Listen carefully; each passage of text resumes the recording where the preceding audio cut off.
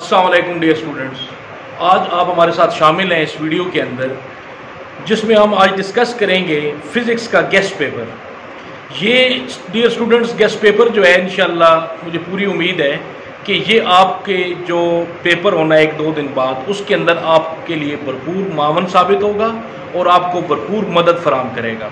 इस 20-22 मिनट की वीडियो के अंदर हमारी पूरी कोशिश होगी कि हम थॉरली बुक्स की पूरी रिवीजन करेंगे। तो ये जो वीडियो है आज की, ये 60 क्वेश्चंस के ऊपर मुश्तमिल है। जो 20-22 मिनट की वीडियो के अंदर 60 क्वेश्चन और उनके फिर आंसर को आज हम डिस्कस करेंगे। एक और बात ये ज़हनशी रखिएगा, इस वीडियो के अंदर हम उर्दू मीडियम के क्वेश्चन आंसर और प्लस इंग्लिश मीडियम के क्वेश्चन आंसर को भी थॉरली साथ साथ जो है वो अकॉर्डिंगली डिस्कस करने की कोशिश करेंगे। तो ये इंशाअल्लाह ताला आपने ये वीडियो एंड तक देखनी है और पूरी उम्मीद है, कभी उम्मीद है कि आप 60 to 80% जो है ये क्वेश्चन जो है वो इसके अंदर इंशाल्लाह आएंगे, क्योंकि हमने ALP के मुताबिक एक्सेलरेटेड लर्निंग जो प्रोग्राम है, सिलेबस दिया गया है, उसमें से इस क्वेश्चन का इंतखाब किया है। फिर उसमें से भी हमने इन क्वेश्चन को, जो मोस्ट इंपॉर्टेंट क्वेश्चन है फिजिक्स के, उसको हम आज डिस्कस करेंगे। तो आज हम स्टार्ट करने जा रहे हैं इस उम्मीद के साथ कि आप ये वीडियो प्रॉपर तरीके से इसको देखेंगे, इसके ऊपर फोकस रखेंगे और जो सिलेबस डिस्कस होगा उन क्वेश्चन को आप अच्छी तरीके से समझने की कोशिश करेंगे। तो स्टार्ट करते हैं हम अपने पहले क्वेश्चन से। फिजिक्स का पहला क्वेश्चन जो होगा उसको आज हम उर्दू प्लस इंग्लिश मीडियम, दोनों मीडियम्स को मद्देनजर रखकर ये वीडियो मुरतब की गई है। और स्टार्ट करते हैं अपने फर्स्ट क्वेश्चन। फर्स्ट क्वेश्चन है हमारा, हुक का कानून बयान करें, स्टेट हुक लॉ। ये फर्स्ट चैप्टर से है। तो हुक लॉ ये कहता है जी कि इंग्लिश में भी देखें आप, साथ साथ उर्दू में भी देखें, force needed to compress a spring is directly proportional to the distance. यानी कि जितना उसको कंप्रेस करेंगे उसकी सतह पर स्प्रिंग को, उसके साथ अगर कोई जिस्म बांध दिया जाए और उसको हम कंप्रेस करके छोड़ेंगे तो उतना ही वो फासला आगे तय करेगा। मीन केस का मतलब ये हुआ कि जो फोर्स है वो डायरेक्टली प्रोपोर्शनल होती है उसके डिस्प्लेसमेंट के। जितनी फोर्स ज़्यादा होगी उतना डिस्प्लेसमेंट जो है उसका ज़्यादा होगा। तो इसको हम डिनोट कर सकते हैं F = kx से, और k जो है ये एक स्प्रिंग कांस्टेंट है। नेक्स्ट क्वेश्चन है, define spring constant. Spring constant देखें क्या होता है। ये स्प्रिंग कांस्टेंट जो होता है, ये the value of k is measure of the stiffness of the spring. जाहिर है हर स्प्रिंग उसका अपना तरीकाकार है, वो अपनी अपनी उसकी, वो कोई स्ट्रांग है, कोई जरा सख्त किस्म का स्प्रिंग है।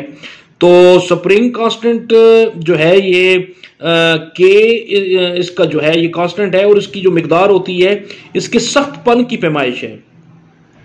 सख्त स्प्रिंग के लिए k की मिकदार ज्यादा और नरम स्प्रिंग के लिए k की मिकदार जो है वो कम होगी। और k = होता है F/x। ऊपर वाला जो फार्मूला है ना हुक लॉ वाला, वहीं से k की वैल्यू ले सकते हैं हम, k = F/x। नेक्स्ट है रेस्टोरिंग फोर्स क्या होती है। बड़ा इंपॉर्टेंट क्वेश्चन है और ये इंशाल्लाह पेपर में ये आने वाला क्वेश्चन है। रेस्टोरिंग फोर्स का मतलब ये होता है a force that always push और pulls the object toward the mean position. ऐसी फोर्स जो किसी भी ऑसिलेटरी मोशन पर अमल पैरा होकर वो किसी भी जिस्म को अपनी मेन पोजीशन यानी कि वस्ती पोजीशन की तरफ आने पर मजबूर करती है, धकेलती है, उसको हम रेस्टोरिंग फोर्स कहते हैं। क्वेश्चन है, डिफाइन SHM। SHM क्या है। SHM कोई भी ऐसा जिस्म जो वाइब्रेटरी मोशन को जो है वो एड्रेस करे, यानी कि जिसकी मोशन वाइब्रेटरी हो। मतलब कहने का ये है कि SHM is a simple harmonic motion, the motion which is also known as to and fro motion about it mean position. तो अपनी मीन पोजीशन के गिर्द कोई भी जिस्म जो हरकत करता है उसकी मोशन को वाइब्रेटरी कहते हैं, और यही वाइब्रेटरी मोशन जो है ये SHM कहलाती है। उर्दू में भी देख लें, सिंपल हार्मोनिक मोशन में जिस्म हमेशा एक वस्ती पोजीशन के गिर्द हरकत करता है और इसका एक्सेलरेशन हमेशा वस्ती पोजीशन की तरफ ही होता है। ये क्वेश्चन है, एक डैम्प्ड ऑसिलेशन क्या है। तो ये याद रखिएगा कि किसी भी मज़ामती फोर्स की मौजूदगी में सिस्टम की जो ऑसिलेशंस होती है, उसका थरथराहट होती है, उसको आप डैम्प्ड ऑसिलेशन कहते हैं। और इसके ये असल में उसके जो शोर को ये किसी हद तक रिड्यूस भी कर देती है। The oscillation of the system is the presence of some resistive force और डैम्प्ड ऑसिलेशन। इसकी मिसाल में शॉक्स हैं, absorbers and the motion of pendulum. तो ये बेसिकली आपका क्वेश्चन है। नेक्स्ट क्वेश्चन है पिच और फ्रीक्वेंसी की तारीफ करें। पिच आवाज़ की वो खसूसियत है जिससे हम किसी भारी या बारीक आवाज़ में फ़र्क कर सकते हैं, तो इसको पिच कहते हैं। तो पिच क्या है अंग्रेजी में देख लें। Pitch is the characteristic of sound by which we can distinguish between shrill and grave sound. जैसा कि इसमें औरतों की अगर देखें तो उनकी पिच ज़्यादा है, यानी कि उनकी आवाज़ में बारीकी ज़्यादा है। मर्दों की आवाज़ थोड़ी सी ज़रा भारी होती है, तो उनकी पिच जो है वो कम होती है। फ्रीक्वेंसी क्या है? फ्रीक्वेंसी एक सेकंड में गुजरने वाली वेव्स की तादाद किसी भी मीडियम में, whereas the number of vibration of the vibrating body passes in 1 second is called frequency in particular medium। किसी भी मीडियम के अंदर से एक सेकंड के दौरानिए के दौरान जो जितनी भी वेव्स पास होती हैं उसको हम फ्रीक्वेंसी कहते हैं। नेक्स्ट क्वेश्चन है define the power of lens. Power of lens क्या है? The reciprocal of focal length in metre is called power of lens. It is denoted by P, और इसको P से जाहिर किया, यानी कि लेंस की पावर इसकी फोकल लेंथ के रेसिप्रोकल है, यानी कि उल्ट है। फोकल लेंथ का जो उल्ट है उसको आप जो है वो बोलते हो लेंस की पावर, जबकि फोकल लेंथ की पैमाइश मीटर्स में हो, ये भी शर्त है इसके लिए। नेक्स्ट क्वेश्चन है मैकेनिकल वेव्स और इलेक्ट्रोमैग्नेटिक वेव्स क्या है। मैकेनिकल वेव्स भाई वो हैं, ऐसी वेव्स हैं जिनके गुजरने के लिए किसी खास मीडियम की ज़रूरत होती है, उसको आप मैकेनिकल वेव्स कहते हैं। इलेक्ट्रोमैग्नेटिक वो वेव्स होती हैं जिनके गुजरने के लिए किसी मीडियम की ज़रूरत नहीं होती, और इसकी एग्जांपल है मैकेनिकल वेव्स की वाटर वेव्स, ये मीडियम है, और इलेक्ट्रोमैग्नेटिक वेव्स वो हैं जो रेडियो वेव्स हैं, इनके लिए किसी मीडियम की ज़रूरत नहीं होती, बगैर किसी मीडियम के भी ये आगे चल सकती हैं। नेक्स्ट क्वेश्चन है distinguish between longitudinal and transverse waves. Transverse waves जो होती हैं ये जो है ये परपेंडिकुलर्स होती हैं प्रोपगेशन ऑफ वेव्स के, और लॉन्गिट्यूडनल जो होती हैं ये पैरेलल होती हैं। ये फर्क ज़हन में रखिएगा। जो ट्रांसवर्स वेव्स हैं ये परपेंडिकुलर्स हैं through the propagation of waves, और लॉन्गिट्यूडनल जो है ये पैरेलल है। नेक्स्ट क्वेश्चन है जी काबिल समात फ्रीक्वेंसी की रेंज की तारीफ करें, यानी कि ऑडिबल फ्रीक्वेंसी रेंज क्या होती है। अब ये आंसर लिखा हुआ है the range of sound from 20 hertz to 20 kilohertz, यानी कि ऐसी आवाज जिसकी फ्रीक्वेंसी 20 हर्ट्ज से लेकर 20,000 हर्ट्ज तक हो, वो इंसानों के लिए काबिल समात है। तो इससे जो बड़ी अगर फ्रीक्वेंसी होगी तो वो तो अल्ट्रा साउंड जो वेव्स कहलाती हैं, उनको छोड़ दें आप। रेंज हमारे पास audible frequency range by human beings, इंसानों के लिए वो 20 हर्ट्ज से लेके 20,000 हर्ट्ज तक होती है। नेक्स्ट क्वेश्चन है सेंटर ऑफ कर्वेचर और रेडियस ऑफ कर्वेचर की तारीफ करें। सेंटर ऑफ कर्वेचर क्या है? एक स्फीरिकल मिरर एक सफियर का हिस्सा होता है, इस सफियर का सेंटर उस सेंटर का सेंटर ऑफ कर्वेचर कहलाता है। रेडियस ऑफ कर्वेचर क्या है? एक सफियर यानी कि दायरा नुमा, उसका जो रेडियस है उस स्फीरिकल मिरर का वो हिस्सा है, उसका रेडियस सेंटर ऑफ कर्वेचर जो है उसको आप कहते हैं, यानी कि उसको आप बोलते हैं रेडियस ऑफ कर्वेचर कहते हैं। तो ये उर्दू में भी और इंग्लिश में भी आप देख सकते हैं। नेक्स्ट क्वेश्चन है हमारे पास जूल का कानून बयान करें। तो ये हमारे पास जूल का जो इसकी अगर डेफिनेशन आप देखें, किसी रेजिस्टेंस में बहने वाले करंट की वजह से हीट एनर्जी पैदा होती है जिसकी मिकदार करंट आई के मुरब्बे स्क्वायर और रेजिस्टेंस आर और वक्त टी के असले ज़रब के बराबर होती है। फार्मूला नीचे नजर आ रहा होगा, W is equal to I square R T. The amount of heat generated in resistance, किसी भी जो एनर्जी की वो मिकदार जो किसी भी रेजिस्टेंस में बहने वाले करंट की वजह से पैदा होती है due to flow of charge is equal to the product of square of current I, resistance R और टाइम टी, ये इन तीनों के प्रोडक्ट के बराबर होती है। तो इसको हम कहते हैं W is equal to I square R T.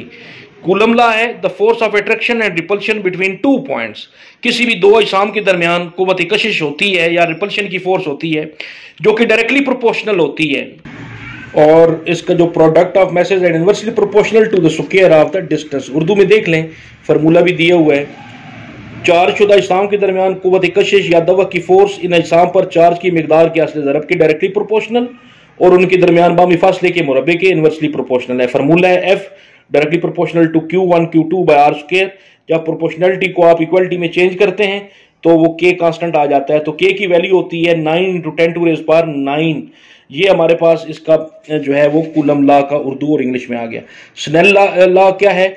Snell law हमारे पास ये है कि ratio between sine I and sine R, ये साइन I और साइन R के दरमियान जो रेशियो है इसको आप स्नेल लॉ कहते हैं। यानी कि एंगल ऑफ इंसिडेंस और एंगल ऑफ रिफ्रैक्टेड, इन दोनों के दरमियान जो रेशियो है, निस्बत है, उसको स्नेल का कानून कहते हैं।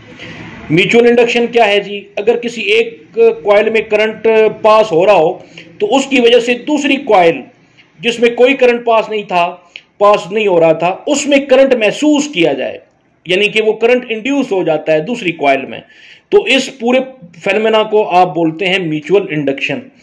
तो the phenomenon of production of induced of current in one coil due to change of current in the neighbouring coil, दूसरी कॉइल में भी वो इंड्यूस्ड हो तो इसको म्यूचुअल इंडक्शन कहते हैं। थर्मियोनिक एमिशन क्या होता है जी?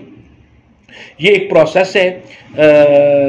प्रोसेस किस चीज़ का है कि जब भी किसी हॉट मेटल से, किसी गर्म मेटल से कोई इलेक्ट्रॉन का जो इखराज होता है, emission of electron from any hot metal surface is called thermionic emission. तो किसी भी गर्म मेटल की सतह से इलेक्ट्रॉन्स का निकलना, उसको आप थर्मियोनिक एमिशन कहते हैं। कैथोड रे ऑसिलोस्कोप क्या है? ये इलेक्ट्रिक करंट की मिकदार में तब्दीली या इलेक्ट्रिक पोटेंशियल की कीमत को ग्राफ की शक्ल में ज़ाहिर करने के लिए इस्तेमाल होने वाला आला है। ये बेशुमार शोबों में इस्तेमाल होता है। मसलन दिए हुए जी वेव फॉर्म को ज़ाहिर करने के लिए, वोल्टेज की पैमाइश वगैरह के इस्तेमाल के लिए। तो इसके आगे फिर 3 हिस्से होते हैं। एक इसका हिस्सा है जिसको बोलते हैं deflecting plates, fluorescent screen, electron gun. तो ये क्वेश्चन भी आ सकता है कि CRO के 3 जो वो हिस्से हैं, पार्ट्स हैं, उनके नाम लिखें। तो difference between analogue and digital quantities, जो मिकदारें हैं, एनालॉग मिकदारें और उनमें डिजिटल मिकदारों में क्या फ़र्क है?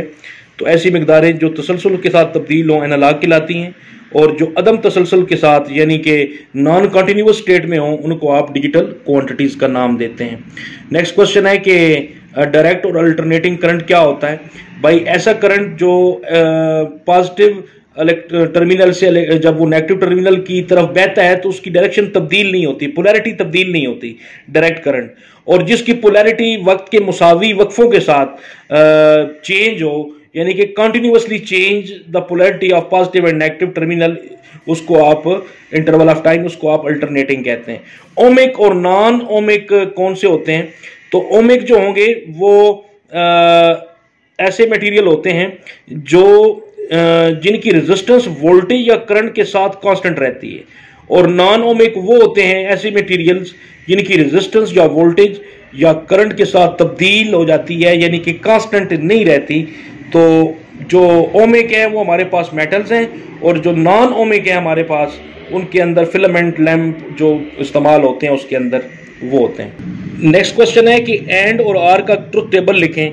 ये इस तरफ जो आर का ट्रुथ टेबल लिखा हुआ है, यानी कि आर की वैल्यू, आर का मतलब प्लस, वैल्यू A + B उस वक्त 0 होगी जब दोनों 0 होंगी। जब एक भी 1 होगा ना, A और B की वैल्यू, तो आंसर 1 आएगा। तो डायग्राम भी साथ दी हुई है। इसका उल्ट हिसाब है, जब तक एक भी 0 होगा वो सारा 0 आंसर आएगा, जब तक दोनों वैल्यू 1 होगी तो आंसर 1 आएगा। म्यूजिकल और साउंड नॉइज में साउंड और नॉइज में क्या फ़र्क है? यानी कि म्यूजिकल साउंड, म्यूजिक में और शोर में क्या फ़र्क है? ऐसी आवाज़ जो कानों को अच्छी महसूस हो, खुशगवार महसूस हो, उसको आप म्यूज़िक कहते हैं। और ऐसी आवाज़ जो कानों पर अच्छा असर नहीं रखती बल्कि नाखुशगवार असर में जो मुरतब करती है, उसको आप शोर कहते हैं। रेडियो आइसोटोप के 2 इस्तेमाल लिखें। ये आयोडीन है एक जी, 131 से थायराइड ग्लैंड की मॉनिटरिंग की जाती है। दूसरा जो ट्यूमर होता है दिमाग के अंदर, उसके निशानदेही के लिए फास्फोरस 32 इस्तेमाल किया जाता है। तो ये इनका जो आंसर है इसका। ब्राउज़र क्या है? ये लास्ट चैप्टर के अंदर से है। ब्राउज़र बेसिकली क्या होते हैं? ये it is an application which provide an window to the web. इसकी मदद से हम उसकी वेबसाइट तक एक्सेस करते हैं और कोई भी डाटा हम वहाँ से हासिल करते हैं। जैसे कि गूगल है, गूगल एक ब्राउज़र है, क्या नाम है उसका, गूगल क्रोम, गूगल क्रोम एक ब्राउज़र है, उसकी मदद से हम कोई भी वेबसाइट ओपन वगैरह कर सकते हैं। फिजन रिएक्शन क्या होता है? अगर यूरेनियम के बाहरी न्यूक्लियस यानी कि U-35 सुस्त रफ्तार न्यूट्रॉन की बम्बारमेंट कर दी जाए तो उस रफ्तार की वजह से जो उसका न्यूक्लियस है वो क्या करता है जी, उसका न्यूक्लियस न्यूट्रॉन्स को जज़ब करके टूट जाता है। जब वो एब्जॉर्ब करता है ना उनकी उस रेडिएशंस को, तो खुद टूट जाता है और टूटने से फिर वो बहुत ज़्यादा एनर्जी हासिल की जाती है और बहुत ज़्यादा न्यूक्लियाई उसके बन जाते हैं। इसको आप फिजन रिएक्शन कहते हैं। आवाज़ की क्वालिटी यानी कि साउंड की वो खसूसियत है जिसमें हम एक ऊंची आवाज़ और मध्यम आवाज़ में फ़र्क महसूस करते हैं। इसको आप क्वालिटी ऑफ साउंड कहते हैं। नेक्स्ट क्वेश्चन है लेंज लॉ। ये आ चुका है पहले भी और दोबारा से देख लें।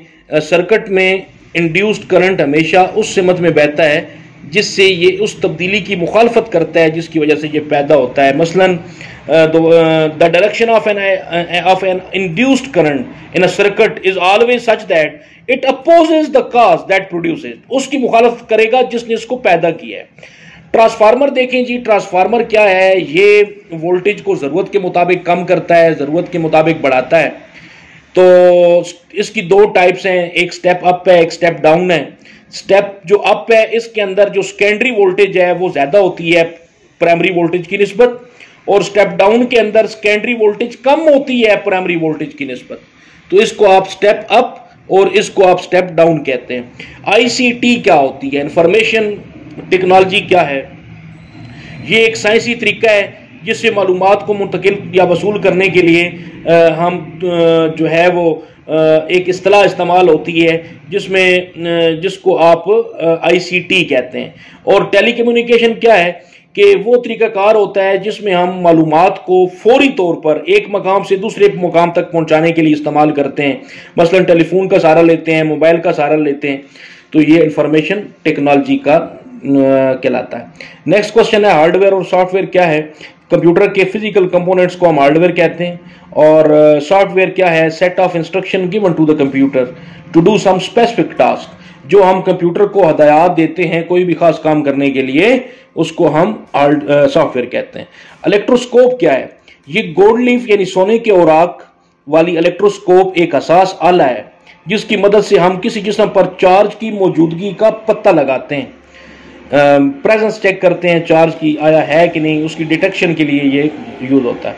सर्किट ब्रेकर और फ्यूज क्या है? Fuse is a safety device. Circuit breaker is also a safety device that is connected in series with a live wire in the circuit to protect the equipments. घर में जो हम fuse लगाते हैं, short circuit हो जाए, fuse जो है वो उड़ जाता है। और इसी तरीके से और अर्थ वायर क्या है जी हमारे पास? ये एक, इसमें से करंट नहीं पास होता। ये हम घर के अंदर किसी भी जगह उस वायर को अपने पूरे सर्किट के साथ अटैच करके ज़मीन के अंदर हम गहराई में दबा देते हैं और उसको किसी धाती प्लेट के साथ जोड़ दिया जाता है। इलेक्ट्रोस्टैटिक इंडक्शन क्या होती है? ये भी एक फेनोमेनन है जिसमें किसी चार्ज शुदा जिस्म की मौजूदगी के जरिए एक कंडक्टर के एक किनारे पर मुस्बत चार्ज और दूसरे पर मनफी चार्ज दिया जाता है, जिसको आप इलेक्ट्रोस्टैटिक इंडक्शन कहते हैं। नेक्स्ट क्वेश्चन है जी कैपेसिटर क्या होता है? ये कैपेसिटर एक डिवाइस है जो परमानेंटली या for the long period of time charge को स्टोर करता है। और डाई इलेक्ट्रिक क्या है? डाई इलेक्ट्रिक एक जो है एक समझ लें कि इस मीडियम है जो दो चार्ज के दरमियान जो प्लेटें होती है ना कैपेसिटर वाली, उनके दरमियान जो मीडियम होता है उसे डाई इलेक्ट्रिक कहते हैं। फिक्स्ड कैपेसिटर की आगे टाइप्स क्वेश्चन है। फिक्स्ड कैपेसिटर क्या होता है? वेरिएबल क्या होता है? Fixed capacitor the area can not be changed. इसका एरिया चेंज नहीं होता, फिक्स्ड रहता है। और इसकी एग्जांपल बताया हुआ है, मीका है, पेपर कैपेसिटर है। जबकि जो एरिया है जिसका जो तब्दील हो सकता है उसे आप वेरिएबल कैपेसिटर कहते हो। नेक्स्ट क्वेश्चन है define kilowatt hour. Kilowatt hour क्या है? 1 किलो वाट आर। तो the quantity of energy which can be obtained from 1 kilowatt power, वो एनर्जी की वो मिकदार जो 1 किलो वाट पावर से हासिल की जाए उसे आप 1 किलो वाट आवर कहते हो।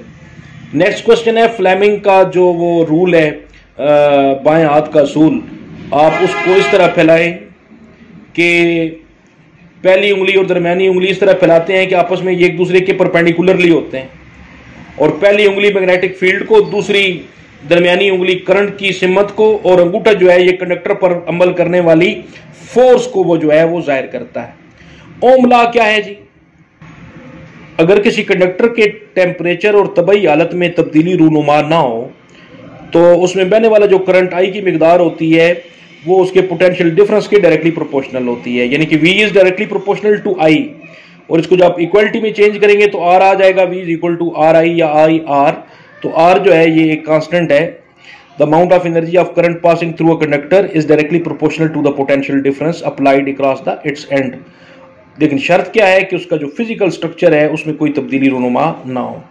कार्बन डेटिंग क्या है? कहता है radio active carbon 14 is present in a small amount in the atmosphere. तो live plant use carbon dioxide and therefore become slightly radio active. तो ये जो एक प्रोसेस है जिंदा और मुर्दा जानवरों में कार्बन 14 की एक्टिविटी का मवाजना करके इसकी उम्र का तयन किया जाता है। बेसिकली कार्बन डेटिंग किसी भी उसकी उम्र का तयन करने के लिए, कोई भी लिविंग थिंग हो, पौधा हो, जानवर हो, डेड स्टेट में हो, डेड हालत में हो, तो उसको मालूम किया जाता है। इंपॉर्टेंट क्वेश्चन है जी, कन्वेंशनल करंट की तारीफ करें। कन्वेंशनल करंट वो करंट जो पॉजिटिव चार्ज की मोशन की वजह से बैटरी के पॉजिटिव टर्मिनल से नेगेटिव टर्मिनल की तरफ बहता है। The current flowing from positive to negative terminal of the battery due to flow of positive charge is called conventional current. Internet क्या है? ई कॉमर्स क्या है? ये क्वेश्चन है, आंसर वर्बली देख लें। इंटरनेट एक ऐसा बहुत ज़्यादा नेटवर्क का ज़ख़ीरा है जिसकी मदद से कोई भी डाटा कहीं से भी हम इसके साथ मुंसलिक होकर हम हासिल कर सकते हैं। ये पूरा जाल है मालूमात का। जबकि ई कॉमर्स क्या है? ये आपके पास इलेक्ट्रॉनिक कॉमर्स है, एक इलेक्ट्रॉनिक कारोबार करने का जरिया है जिसमें हम क्या करते हैं कि जिस तरह ओलेक्स टेलीविजन के ऊपर इश्तिहार आते हैं, हम अपनी कोई भी चीज़ जो है वो इलेक्ट्रॉनिकली नेट की मदद से, इंटरनेट की मदद से इश्तिहार दे के उसको हम फोटो वगैरह खींच के दे देते हैं और उसकी बता देते हैं उसकी जितनी भी स्टैटिस्टिक्स हैं, और उसकी मदद से हम अपनी डीलिंग करते हैं। उसको आप ई कॉमर्स कहते हैं, यानी कि मीडिया के जरिए, इलेक्ट्रॉनिकली डिवाइसेस के जरिए कोई भी कारोबार हम करते हैं। नेक्स्ट क्वेश्चन है, फ्लोरोसेंट स्क्रीन से क्या मुराद है? ये जो CRO है, कैथोड रे ऑसिलोस्कोप की स्क्रीन, उसकी फास्फोरस की पतली तह पर मुश्तमिल होती है जिसे फ्लोरोसेंट स्क्रीन कहते हैं। जब इस पर तेज रफ्तार इलेक्ट्रॉन गिराते हैं तो ये रोशनी का इसमें से इखराज होता है। The screen of a cathode ray tube consist of a thin layer of phosphorus which is material that gives light as a result. वो रोशनी पैदा करती है, और of bombardment by fast moving electron, उसको आप फ्लोरोसेंट स्क्रीन कहते हो। क्वेश्चन है, टोटल इंटरनल रिफ्लेक्शन क्या होता है? When the angle of incidence becomes greater than critical angle. जब इंसिडेंस एंगल क्रिटिकल एंगल से बढ़ जाए तो रे ऑफ लाइट जो होती है वो वापस रिफ्लेक्ट होकर पहले मीडियम में आ जाती है, जिसको टोटल इंटरनल रिफ्लेक्शन कहते हैं। उर्दू में भी देख लें, जब एंगल ऑफ इंसिडेंस को क्रिटिकल एंगल से बढ़ा दिया जाए तो रोशनी की रे दूसरी मीडियम में रिफ्रैक्ट होने की बजाय पहले मीडियम में वापस आ जाती है। रोशनी के इस रिफ्रैक्शन को टोटल इंटरनल रिफ्लेक्शन कहते हैं। हाफ लाइफ है जी। हाफ लाइफ क्या है? क्वेश्चन का आंसर नहीं है, मैं वर्बली बता रहा हूं, जरा देखिएगा कि ये जितनी भी रेडियो एक्टिव एलिमेंट्स हैं, एक खास मुद्दत बाद इनके अंदर जो number of electron, proton, neutron या रेडिएशन है, अल्फा, बीटा, गामा रेज, ये रिएक्शन मुसलसल रेडिएशन इमिशन की वजह से एक वक्त आता है कि वो उसके अंदर हाफ हो जाती हैं, आधी रह जाती हैं, जिसे आप उसका हाफ लाइफ कहते हैं। ये सालों पर मुहित होता है, सदियों पर मुहित होता है जी। डिफाइन बैकग्राउंड रेडिएशन, बड़ा इंपॉर्टेंट क्वेश्चन है। The radiation in atmosphere due to presence of different radioactive elements in atmosphere. किसी भी माहौल के अंदर मुख्तलिफ रेडियो एक्टिव एलिमेंट्स की वजह से जो उनका रेडिएशन होती हैं वो माहौल में मौजूद होती हैं, उनकी मौजूदगी, इसको आप वो रिफ्लेक्ट होती रहती हैं, टकरा के इधर उधर चलती हैं, इसको आप कहते हैं बैकग्राउंड रेडिएशंस कहते हैं। यानी कि एटमॉस्फेयर में मुख्तलिफ रेडियो एक्टिव अशिया की वजह से मौजूद रेडिएशंस बैकग्राउंड रेडिएशन कहलाती हैं। नेक्स्ट है, सिंपल हार्मोनिक मोशन की दो खसूसियात बतानी है।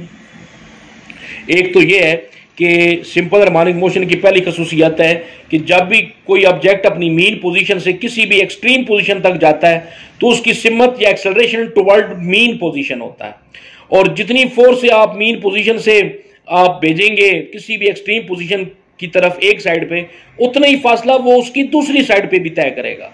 तो ये इसकी दो खसूसियात पूछी गई थी, और इनकी जो मोशन होती है ये वाइब्रेटरी मोशन होती है। अच्छा, एक क्वेश्चन है इसमें कि नेचुरल रेडियो एक्टिविटी क्या होती है।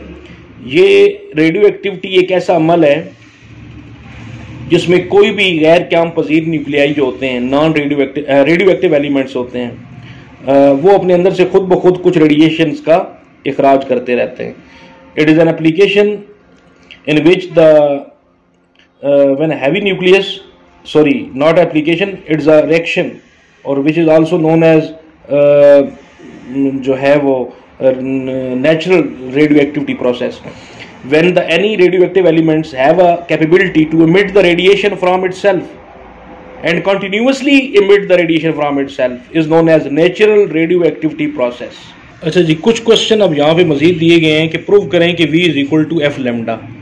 v वेलोसिटी है, एफ फ्रीक्वेंसी है, लेमडा जो है ये दो क्रेस्ट या दो ट्रफ के दरमियान तल्लक है, उसकी वजाहत। तो ये मैथमेटिकल पोर्शन है, इसको आप किताब से भी अच्छे तरीके से कर सकते हैं। दूसरा सवाल है जी, what is meant by refraction and diffraction. ये वेव का भी होता है, लाइट का भी रिफ्रैक्शन और डिफ्रैक्शन होता है, तो इसको भी आपने करना है। नेक्स्ट है जी, डिफाइन इंटेंसिटी ऑफ साउंड, आवाज की शिद्दत। अच्छा, अल्ट्रासाउंड के दो यूजेस, अल्ट्रासाउंड के दो इस्तेमालात बयान करें। एक तो इसकी मदद से जो है वो समुद्रों की गहराइयाँ मालूम की जाती हैं, दूसरा एग्रीकल्चर के अंदर, मेडिकल शोबे के अंदर इसका वसी तर पैमाने पर इस्तेमाल है। नेक्स्ट क्वेश्चन है एक्वास्टिक और सोनार, ये क्या है, इनको डिफाइन करें, बताएं। और पाइप लाइट मेडिकल के अंदर इस्तेमाल क्या है इसका इस्तेमाल बताया जाए, वो क्या है। इसी के साथ है जी हमारे पास ये फाइबर ऑप्टिक्स क्या होती है, केबल होती है, तो इस केबल से फ़ायदा क्या है, क्या इससे जो टोटल इंटरनल रिफ्लेक्शन के असूल के ऊपर काम करती है। इलेक्ट्रिक पावर है अगला सवाल, P is equal to W/T। तो ये इलेक्ट्रिक पावर को जो है वो एक्सप्लेन किया गया। फिर उसके बाद जो है ये दो बड़े इंपॉर्टेंट क्वेश्चन है, ये लॉन्ग में भी आ सकते हैं। Combination of capacitors, parallel combination of capacitor, series combination of capacitor, और रेजिस्टेंस का भी है, और कम्बिनेशन ऑफ रेजिस्टेंस, इसको भी आपने ज़रा प्रिपेयर करना। नेक्स्ट क्वेश्चन है आपके पास, स्पेसिफिक रेजिस्टेंस क्या होती है। स्पेसिफिक रेजिस्टेंस को भी आपने एक्सप्लेन करना है। उसके बाद ईएमएफ और पोटेंशियल डिफरेंस, ईएमएफ और पोटेंशियल डिफरेंस क्या होती है, इनमें क्या फ़र्क है। तो ये कुछ क्वेश्चंस हैं जिनको आप तफसील से इनको किसी हद तक रिवीजन करने की इनको कोशिश की गई है। तो पूरी उम्मीद है कि जो पेपर होगा इंशाल्लाह वो इसमें से आएगा, और इसकी आपकी जो तैयारी है उसमें ये भरपूर मावन साबित होगा। तो इनको ज़रा घर में आपने अच्छी तरीके से प्रिपेयर करना है, और इन क्वेश्चन को आपने घर में तैयार करना। और इसमें एक और चीज़ है कि अब पूरा रिलाय इसी कोर्स के ऊपर नहीं रखना अपने आप को। इसके अलावा ये तो वो चीज़ें डिस्कस की गई हैं जो मोस्ट इंपॉर्टेंट हैं, लेकिन इनमें से बहुत सारी ऐसी चीज़ें हैं जिनको डिस्कस नहीं किया गया, हमने मेन चीज़ें उठाई हैं। तो बुक को भी आपने मद्देनज़र रखना है, और उससे भी आपने हेल्प लेनी है पूरी। और इस पेपर को ज़ाहिर है संजीदा इस सेंस में लेंगे कि न्यूमेरिकल का पोर्शन भी इसमें आता है। न्यूमेरिकल्स भी ज़ाहिर है वो आप करेंगे और आपके लिए वो मावन साबित होंगे, तो उनको भी आपने बीच में से इनको आपने थॉरली इनकी मदद से आपने इनको सॉल्व करना है, हल करना है, और अच्छे नंबर लेने का आपके पास एक मौका है, और इस मौके से आपने भरपूर फ़ायदा उठाने की कोशिश करनी है। बहरहाल यहाँ थोड़ी सी कोशिश की गई है जी, थोड़ी सी काविश की गई है। जो मेन टॉपिक्स थे उनको यहाँ पे हमने डिस्कस किया है, और इन मेन टॉपिक्स के अंदर से उम्मीद है कि आपको ये आपके लिए मावन साबित होंगे, आपको भरपूर मदद फराहम करेंगे, आपकी तैयारी को इंशाल्लाह ये तक़वियत पहुँचाएँगे।